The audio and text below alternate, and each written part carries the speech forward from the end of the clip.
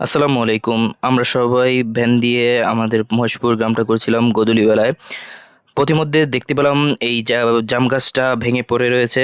আমরা সেখান থেকে জাম নিয়ে খাওয়ার চেষ্টা করছিলাম এবং দেখছিলাম কিছু পাকা কিছু কাঁচা জাম রয়েছে।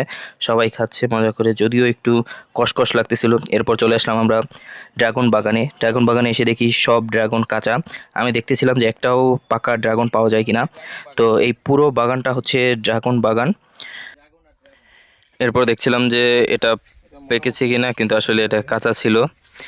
তারপর আমরা দেখলাম দুটো পাকা ড্রাগন, একটা ছিল পাখি থেকে নিছে এবং এইটা দেখলাম আসলে না কাঁচা পাকা রয়েছে। তারপর আমরা কাটার নিয়ে এসেছিলাম, কাটার দিয়ে কেটে এটাকে নিয়ে যাব এখন।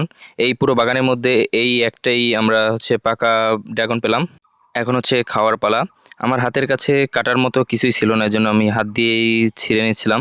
তো ছেলার পর দেখলাম যে কালারটা দেখার সাথে সাথে আমি খেয়ে নিলাম। খাওয়ার পর এই রোদের যে তৃপ্তি সব মিটে গেল এবং আমি রেজনকেও একটু দিলাম এবং তারপর আমি পুরোটা সাবার করে দিলাম। এরপর মাঠের মধ্যে রাজাহাঁসগুলোকে সারি বেঁধে বাড়ির দিকে যেতে দেখছিলাম আমরা। এখানে কাটলিচু গাছ দেখে লোভ সামলাতে না পেরে কয়েকটা পেরে আমরা খাওয়া শুরু করে দিলাম। সবাইকে দিলাম এবং আমিও খেলাম। খাওয়া শেষ করে আমরা গোধূলি বেলায় বাড়ির দিকে রওনা দিলাম। তো এই ছিল আজকের ভিডিও। আল্লাহ হাফেজ।